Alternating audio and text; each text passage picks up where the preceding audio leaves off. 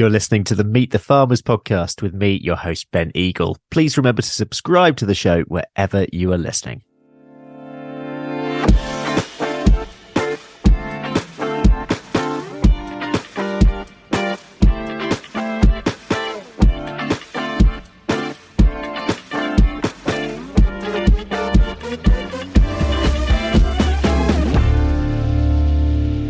Hello everyone and welcome to episode 204 of the Meet the Farmers podcast with me, Ben Eagle. Now, when it comes to events, there's one in the diary every year that I certainly can't miss. I think this is my fourth time here, and that is the Groundswell Festival, I'm going to say. The farming festival dedicated to all things regenerative agriculture, and it's held in Hertfordshire at this time of year, the end of June every year. It was originally the idea of the Cherry family, and started by brothers John and Paul. Groundswell started as a no-till event, but has grown as interest in regen has developed over the last few years. And it now includes speaker sessions on all sorts of issues to do with regen ag, as well as machinery demonstrations. That just has a real festival feel, really. So today, we're really going to be looking at what regen ag is as a whole. Again, big questions, because what we like to do on this podcast. But we're going to reflect back on Groundswell, why it started, and where we are today, but also where Regen Ag is today. And I'm really pleased to be joined, first of all, by Alex Cherry. Alex, welcome to Meet the Farmers. Thank you for doing this. Can you just first give us a little bit of introduction to yourself and your role at Groundswell? Thanks, Ben. It's great to be chatting with you here at Groundswell on Thursday, halfway through the day. Yeah, so I'm Alex Cherry. My dad is Paul Cherry, and his brother is John Cherry, and my sister Harriet, and my cousin Eliza, and my aunt Joanna. As a family, we organise Groundswell, and I came back, left London in 2016 to help launch the first Groundswell event, which was then the No-Till Show. Yep. With 450 people in the barn behind us. We've since evolved to where we are now, 8 years on, to be the Groundswell Festival, regenerative agriculture festival. And I'm sure that probably everyone listening knows of Groundswell, knows what it's about, but in your words, what is Groundswell? What does it stand for, and what would someone who comes here expect to see? Well, Groundswell in its definition is all about an upwards rising movement. It's a farmer-led movement, and that's where it all came from. A desperation to find out more information and to learn from other farmers how we can farm better and farm with nature rather than against it. The Festival of Ideas is another nice way of sort of understanding the Groundswell. As more and more ideas get discussed, more and more questions get asked, and so the cycle goes on. And I think, none of us can ever say we've learnt it all. So we're always going to keep learning. Yeah. So hopefully that will continue, the Groundswell, until the world is a healthier place. Yeah. And leading on from that, really, this year you're actually holding a fringe session as well, a fringe event up in Scotland. From that, I'm reading that's the growth of the movement as a whole. That's the growth of the Groundswell. What was the thinking behind that fringe event as well? Yeah, definitely. There's we get people coming from all over the world and all over the UK, obviously, and there's a lot of very different issues going on in Scotland right now that aren't necessarily relevant to what's going on in England. So it seems appropriate that there's some more regional debates going on north of the border, and it sort of makes sense that we've got a few of our sort of keynote speakers who've had to fly across the Atlantic to come and talk. While they're over here, they might as well go up north. Yeah. So, and going back in time again, you mentioned the no-till event back when it started. Take us back to year one. What was that like, and why? Why did you start it? Why did you decide to start it here? I'm guessing because there wasn't anything else. You thought, well, why not? But why did you want to start it? Yeah, definitely. The inspiration mainly came from my Uncle John's visit to No-Till on the Plains, which is an annual conference that's been going on in Kansas for the last 30 odd years, and there's a sort of almost an evangelical atmosphere there of all the farmer community network. and I was lucky enough to go and sit on the board of the organisers there, and travel around America, meeting some of the pioneering no-till farmers there. In America, they're managing to do this, and they're driving 15 hours in their car to go to a show. You think in the UK people can drive a couple of hours to get together and talk about ideas that are going to help solve the future of agriculture. So here we are today. Yeah. Tell us a little bit about the farm here, and how that has changed, I suppose, over the last years, and what, if any, the direct impact of Groundswell and the ideas, I suppose, here have impacted on the farm. One of the exciting things is there's just so much going on in terms of ideas, so we're never short of experiments. So it does feel like sometimes we're a bit of an experimental farm, which is obviously makes life very interesting. We have no set rotation. We've got a shorthorn mob within the arable rotation, and we've got a fantastic team who, took a little bit of persuading maybe in the early years of adopting no-till. All the neighbours wondering what we're up to, but I feel like now everyone's sort of going in the same direction and totally gets what we're doing. So it's a fun place to be. Yeah. Let's talk about I suppose knowledge exchange itself, and I mean there's more people here at this event now than ever before. It's continuing to grow. In terms of outreach, who do you want to actually reach? This started as an event for no-till, people interested in no-till, but it's become much broader than that. So who are you reaching out to? Yeah, I think you've probably seen, Ben, there's a really diverse mix of people here. There's a very good ratio between boys and girls. There's a lot of young people here, and I think there's a lot of young people who aren't from a farming background, which is, in my opinion, one of the most important demographics we're trying to target, because we need new entrants, new blood in the sector if we're going to be able to innovate and work into the future. But at the same time, we've got the guys who've been no-tilling in the UK now for decades and are sort of still looking for new ideas. They're very much advanced when it comes to understanding what's going on below their feet. So we've got to cater for all types of people. We've got 9 venues across the site, so at any one time there's 9 different sessions going on. So hopefully you're never short of a beginner session, if you like. I was going to say, if anything, in my experience, it's always the opposite issue, that there's too many things that you want to go and see at any one time. Yeah, definitely. I mean, the first principles sessions have been absolutely fantastic this year, with Nicole Masters.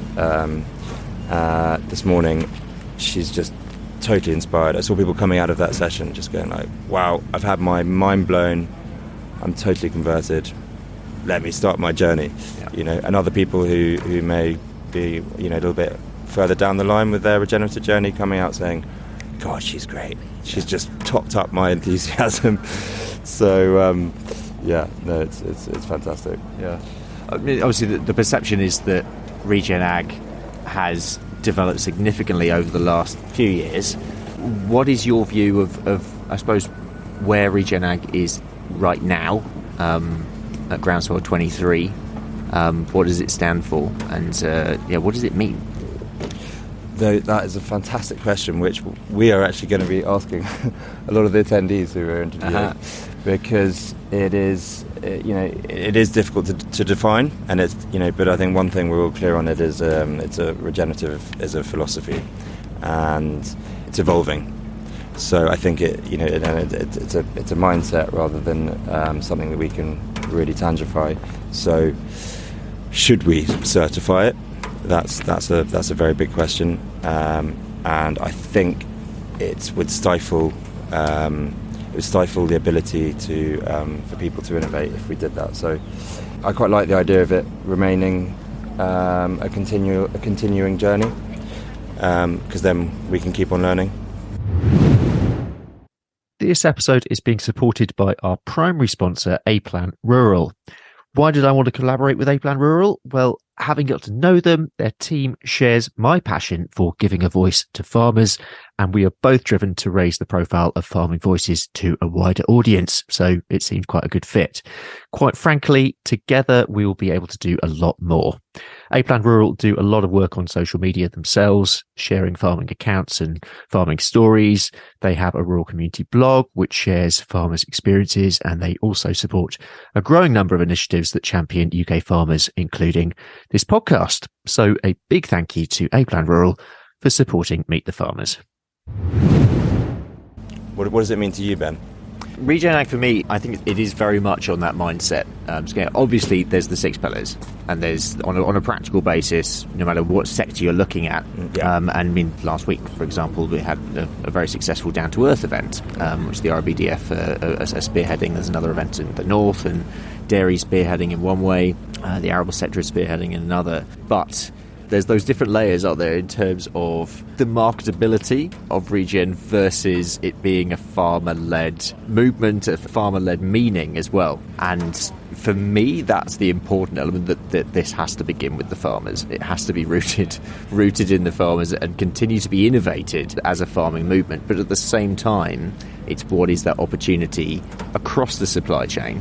For me, that's where the opportunity for change comes from, when you actually have other bodies within that wider supply chain funding the change that we need on the ground. So I think, that's going to be the next chapter of where regen goes over the next few years.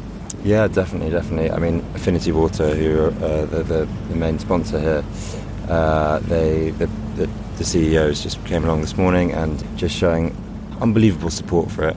And one of the things they're doing is paying farmers to plant cover crops. It's a regenerative practice, which no one can argue with. That to me is a sort of perfect example of a private finance initiative to pay for a practice rather than being regenerative. So maybe that's how we'll see it in pieces, and then obviously that could tie in with the SFI and ELMS as well. So, well, like we said earlier on, we're going to be asking lots of other people what they think regenerative is, what it stands for today. So let's head over and speak to some of the crowd. Meet the Farmers is brought to you by Rural Pod Media, the only podcast production agency to specialise in the rural sector. We're on a mission to make rural stories mainstream and help businesses, organisations and communities like you tell your story through podcasting. Podcasting is a fantastic way of connecting with your audience, whoever that might be, getting your message out there and networking with leaders in your niche. Rural Pod Media can help you by launching your new podcast or helping you with the technical side. We also provide podcast training and an audit service if you already have a podcast, you're not sure where to take it to next. For more information or to book a call, visit ruralpodmedia.co.uk. That's ruralpodmedia.co.uk. Stuart Roberts. For me, regenerative agriculture is a set of principles that actually take us to a place where we as farmers are able to deliver not just food, which we've always done, but also do it in a way that can benefit the environment and can deliver a multiple set of outcomes, and is definitely the way I farm at home. I'm Ruth Grice. I'm a dairy farmer from Melton Mowbray in Leicestershire. So regenerative farming, to me, I don't know, two things spring to mind. I think it's firstly really exciting concept of sort of just looking after your natural assets on your land, looking after them, they'll look after your business. But I suppose my worry with it is it becoming a bit of a buzzword?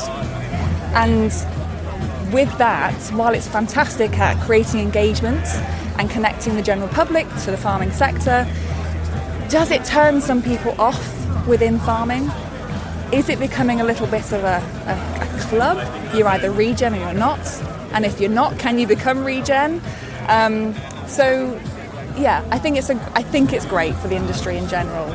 But I think we just need to be very wary that it doesn't turn into an us and them, and that it's a movement, it's a sense of direction, and it can encompass all sorts of different farming systems. Because if we don't do that, if it becomes too exclusive, I just don't feel it will become this sort of next farming revolution where we are sort of more nature-friendly farming, working with what we've got, which has got to be the future in light of the challenges we face with climate change and the nature and biodiversity crisis.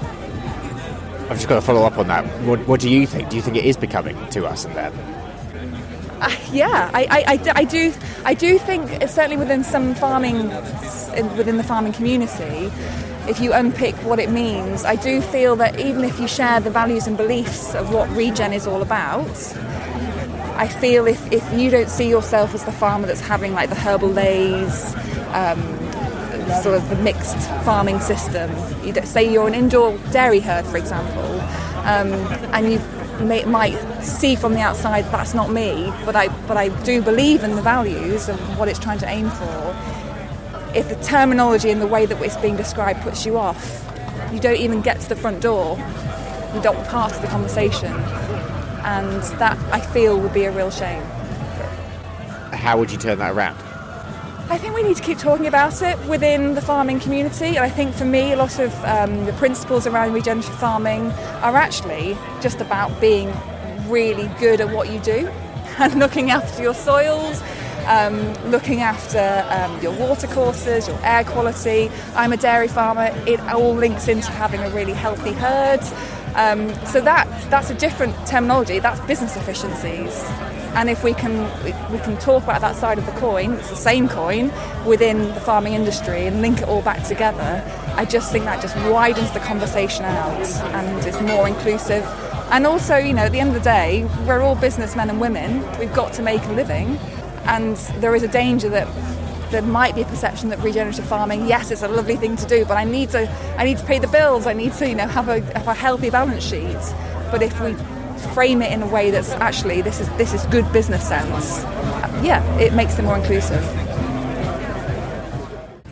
So my name is Aoife O'Driscoll. I'm a plant pathologist at NIAB, and I think regenerative agriculture is nothing too mythical or magical, just actually really good farming practice. Hi, I'm Jack Poldham. I'm a research trials agronomist at NIAB. I think regenerative farming is a return to the old ways of doing things with the skills and advantage and science of the present, and it offers an interesting solution for the midterm. Hi, I'm Hannah Fraser. I'm a farmer in Yorkshire and also a medical doctor. I think regenerative farming for me is rethinking the design of how we farm. It will look different on every farm, but it's a combination of looking at the system as a whole. How do we grow food in a way that produces nutritious food, that allows nature to flourish and that protects the soil and the environment for future generations? Hi, I'm Jess Abbas. I'm Director of Farmers Footprint, and for me, regenerative agriculture in 2023 is understanding that we need to work in harmony with nature, not against nature, and learning to observe nature and mimicking how nature regenerates herself. So I'm Alistair Macbeth, farming in the Peak District National Park, new entrant farmer, and for me regenerative agriculture seems to be the only way forward for agriculture at the moment. It's not a system that falls under the same sort of tick boxes as a lot of other agricultural sectors. There's no accredited scheme as such for it. I think that's best because that means that we get to take each part and focus what it really means for our farm and our soil and our animals, and really try and figure out a way for us individually to regenerate the soils and general health around our farm. Okay. How are you using regen principles on your farm? We practice rotational grazing. We did follow behind the cows for a while there with chickens in a little eggmobile in a sort of Richard Perkins style, but found that to just be far too labour intensive, to be honest. It just wasn't something that we could keep up with.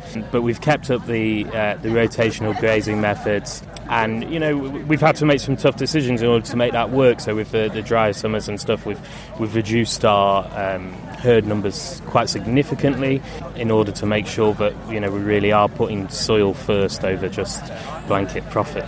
Brilliant. And how do you see that adapting and changing over time in terms of sort of fulfilling the the needs of your business, but also sort of fulfilling Regen Ag principles?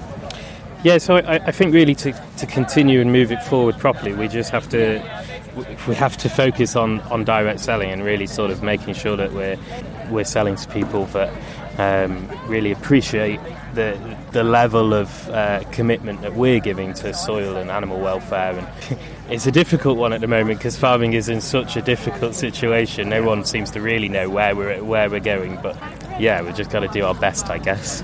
And this has been incredibly helpful. Alistair, thanks very much. Thank you. Just a little more about our primary sponsor, A-Plan Rural. They provide bespoke insurance cover for farms and estates. This could be for anything from tractors and machinery to a new exciting diversification venture. So for more information, visit aplan.co.uk/rural. That's aplan.co.uk/rural. So I'm Dr. Sally Bell, and for me, regenerative agriculture in 2023 is about understanding that nature is designed to thrive and it's working with design. And I fundamentally believe nature regenerates and creates thriving resilience, and it's working with that. Lucy McLennan, Organic Research Centre. Regenerative farming for me is about the excitement of farmers having the opportunity to farm more sustainably, and whether that's because they're on their first steps in trying different techniques, or whether that's because they are progressed much further down the line, potentially farming organically already with or without certification. It's just really all about the future and the excitement associated with it. Matt Smee from Agroecology. Regenerative agriculture for me is a gateway term that allows farmers to transition what they're doing, whether it's 25 acres of a corner, whether it's linking all of the principles together, or even just taking a little start point of one and going on that journey, and crossing over with other terms, agroecological, conservation, sustainable farming. It's part of the mix, and it's an access point. I'm Adam Short, and I'm here at Groundswell with MA Systems Limited, which is the agri software development house. I suppose for me, regen agriculture is quite a nice, open, inviting set of principles around which we can build sustainable businesses and improve farming methods, I suppose, to make them more sustainable. So our bit of that is about genetic diversity in livestock. That's the thing that we care, and that fits neatly into principle 4, diversity. So it's nice and open, it's not too prescriptive. No one's come along yet and slapped a badge on it that we've got to pay 10 grand a year for, so that's nice. And yeah, it's pretty inclusive, it's pretty open, right? Just a few thoughts there from some of the people who I spoke to at Groundswell on what regenerative agriculture means to them today in 2023. And huge thanks also to Alex Cherry for speaking to me on the Thursday. To find out more about Groundswell, you can visit their website, which is groundswellag.com. And you'll see that the dates have already been set for the 2024 event. That'll be the 26th and 27th of June. So mark that in your calendars for next year. That's it for today. Many thanks to the Cherry family, the wider Groundswell team, and to Jane Craigie Marketing, giving me free rein for recording at Groundswell on both days. Thank you very much for listening to this episode. Next time we'll be in Cumbria, and I'll be joined by goat farmer and all-round agri-entrepreneur Chris Dickinson. For now, though, I'm Ben Eagle. This has been Meet the Farmers. Thank you very much for listening, and I hope you have a great week.